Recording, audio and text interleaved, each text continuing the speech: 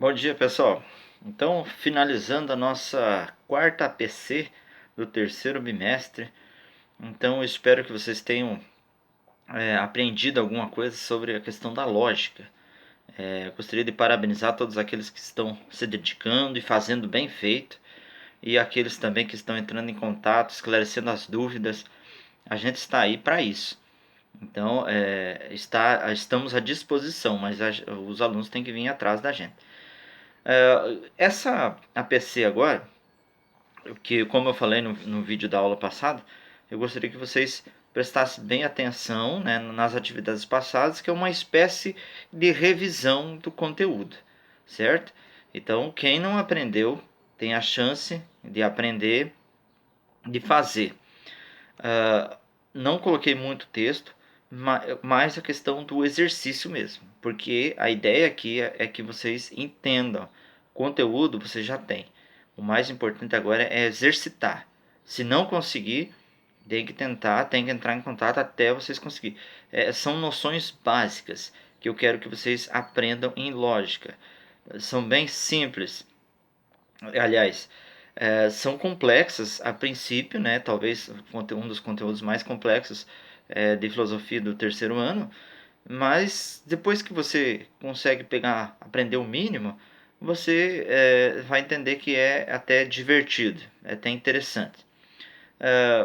Lembrando que a lógica, então, ela serve para a gente desenvolver uma escrita, ela serve para a gente saber se expressar, ela serve para a gente não entrar em contradição nas nossas falas, na nossa escrita, ela serve para a gente ter coerência entre uma coisa e outra, entre aquilo que a gente gostaria de dizer, aquilo que a gente gostaria de expressar, certo? E tem a ver também com a questão da matemática. Lembrando vocês que no início a matemática era vinculada à questão da filosofia, né? E depois houve uma separação, né? Um dos primeiros filósofos era matemático, né? Pitágoras, né? E que cunhou inclusive o nome, né? da filosofia. Mas enfim, qual a base da lógica, né? Quando a gente vai escrever, quando a gente vai defender uma ideia, a gente sempre se baseia em premissas e conclusão. A gente vai escrever uma redação, por exemplo. Ela é permeada por premissas. Premissas na introdução, premissa no desenvolvimento e por último a gente vai concluir o pensamento inicial. Então sempre é formada por premissas e conclusão. Conclusão é uma só, mas premissas podem ser várias. No caso aqui, para simplificar, a gente coloca duas premissas. P1 e P2, beleza? Para ficar mais simples. Aí você forma uma frase por meio de uma linha de raciocínio. E essa linha de raciocínio, como por exemplo, todos os homens são mortais. Sócrates é homem, logo Sócrates é mortal. Esse é um raciocínio dedutivo. Por quê? O dedutivo ele sempre parte de uma generalização. Eu generalizo. Ora, todos os homens são mortais. Então eu parto de uma generalização e venho para o particular.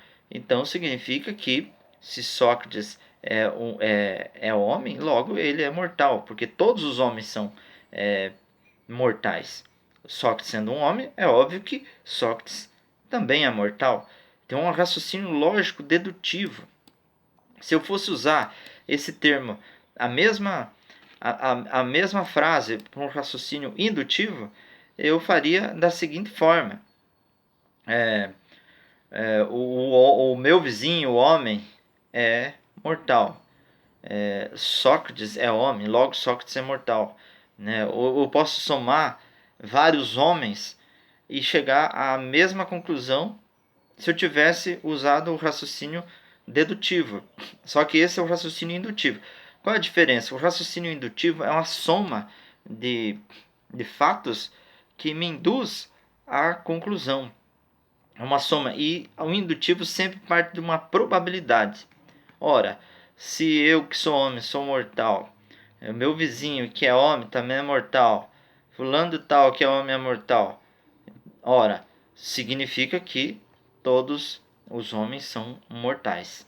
Beleza? Então a gente tem que entender que você vai sempre usar o termo para o dedutivo todo fulano é cicrano, cicrano é Bertrano, Bertrano também é fulano.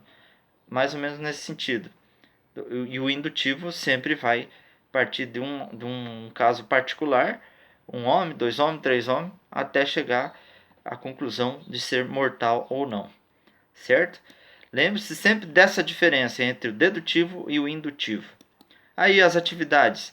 Tem atividades repetidas, né, que se vocês não aprenderam, não conseguiram fazer na primeira, agora espero que vocês consigam. Qualquer dúvida, entre em contato. É uma questão simples de interpretação, mas que tem tudo a ver com a lógica, beleza? Na número 4, que é aquilo que eu estava exatamente falando. Raciocínio 1. Todo gás nobre não combina com outros elementos. O ozônio é um gás nobre, logo o ozônio não combina com outros elementos. Eu quero que vocês reescrevam as frases, mas só que indicando o que é a P1, que é a premissa 1, o que é a P2, que é a premissa 2, e onde está a conclusão. É só você replicar aonde está sublinhado ou em negrito e identificar se ela é P1, P2 ou é a conclusão, certo? O raciocínio 2, a mesma coisa. Eu quero que vocês reescrevam e identifiquem P1, P2 e conclusão. A número 5. Um argumento deve ser devidamente justificado entre conclusão e aquilo que eu acabei de falar para vocês. É óbvio que é premissa, certo? Porque um argumento, não por meio de um raciocínio, ele sempre vai se basear em premissas e conclusão, certo? A 6, muito simples. Vocês vão lembrar das aulas passadas. Como que se dá o raciocínio dedutivo? Todo professor de filosofia é lindo, claro. E Denildo é professor de filosofia, logo Denildo é lindo, óbvio. Viu só como que é fácil? Você pode fazer isso com qualquer coisa. Eu posso citar, por exemplo, a minha cadeira que eu estou sentado, ela tem 4 pernas. A minha cachorra tem 4 pernas, logo a minha cachorra é uma cadeira. E é uma conclusão falsa, mas é um raciocínio válido, lógico. E também pode ser identificado como uma falácia, certo? Eu posso estar fazendo uma analogia de quem tem pernas, entra também a questão do raciocínio, da analogia, mas porém é uma falácia, porque não se concretiza, exceto a questão de eu ser lindo, né? Porque isso é uma coisa que eu não volto atrás, né? E aí o indutivo, os insetos, que é a mesma de cima. Os insetos têm 8 pernas, as aranhas são insetos. Logo, as aranhas têm 8 pernas. É o indutivo, aquilo que eu falei para vocês. É a soma de vários fatos que vão chegar à conclusão. Analogia e falácia ao mesmo tempo. Os peixes vivem no mar, a baleia vive no mar. Logo, a baleia é um peixe. É uma analogia, porque está comparando que quem vive no mar é um peixe. Analogia, ela se refere a tudo aqui, é comparação. A baleia vive no mar, logo a baleia é um peixe. Então é errado, é uma falácia. Porém, o raciocínio é válido, porque ele parte de uma generalização e depois ele chega numa conclusão. Então, em lógica, a gente analisa sob esse ponto de vista, mas a gente tem que identificar onde estão as falácias. Existem muitas falácias, existem discursos muito bonitos que vai chegar numa conclusão, principalmente na política. Porém, quando que é uma falácia? Quando o argumento usado que pode ser válido, ele está fundamentando uma conclusão falsa. E aí você se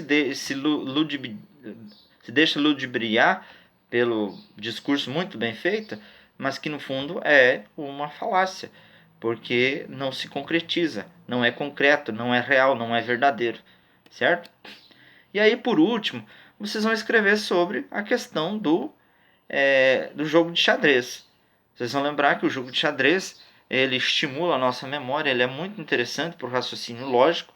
Ele é o único jogo que não depende da sorte, não depende da força física, mas ele depende unicamente do raciocínio. Então, você depende de você mesmo. Aquele que pensar melhor, aquele que pensar mais, aquele que se concentrar mais, é o que vai ganhar o jogo. Por isso que ele é um jogo diferente. Ele depende inteiramente do teu raciocínio, certo? Então, seria isso por hoje, pessoal. Parabéns a todos que estão se dedicando.